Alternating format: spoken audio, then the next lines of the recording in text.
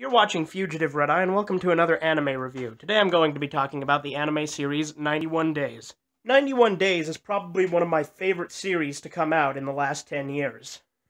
It only aired one season of 12 episodes last year, but holy shit was it a good series. Now, if you remember from my Black Lagoon review, I mentioned that I do love crime-related series, and 91 Days is no exception.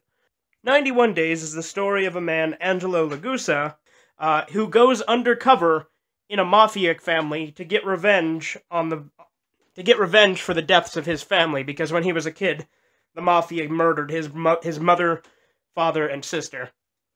Now, there will be some spoilers later on in this video, but when we get to that point, I will warn you.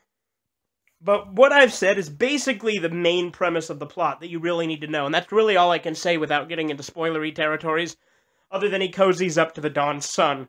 It takes place in a fictional city called Lawless, which is owned by the Mafia during the Prohibition. Once again, I feel this series would either make more sense in English or Italian. However, as far as I know, Japanese is the only language it has currently been dubbed into. But you can watch it with English subtitles on Crunchyroll. And I recommend you do. I watched it as it came out last year each week, and it drove me insane having to wait.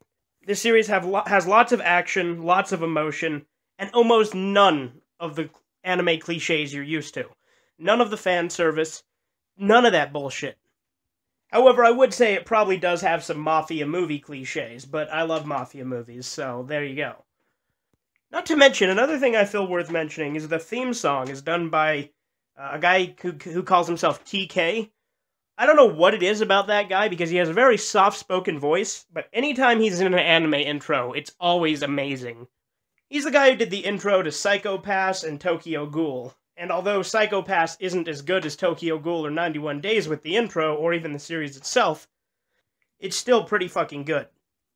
Now I'm going to give a few basic criticisms. This is where things are going to get incredibly spoilery. I'm actually going to mention the ending. So if you haven't seen the series, you've been warned. One thing I kind of didn't like about the ending is, first off, he kills Corteo, his best friend, to help get closer to the Don and his son.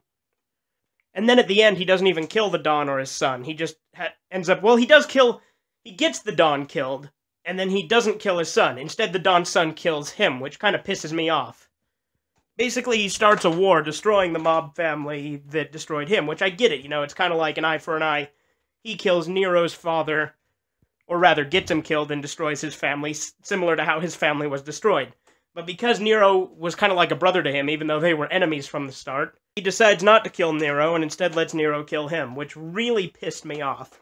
That's the only thing I didn't like about the ending, or about the series in general. Everything else was solid. The pacing, the action, the emotion, everything. Just that ending. And I have mixed feelings about it, too. On the one hand, I kind of like the symbolism in them destroying Nero's family to basically do the same thing that happened to him.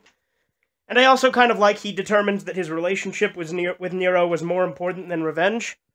But I also hate that he dies, and I hate that he killed Corteo. This was one of the few series in recent years that I got super attached to. There's a few others, and I'll probably do some more reviews coming up in the next little while, but I feel 91 Days doesn't get talked about enough, and I definitely recommend you check it out if you haven't seen it. But other than that, this has been Fugitive Red Eye, and you have a great day.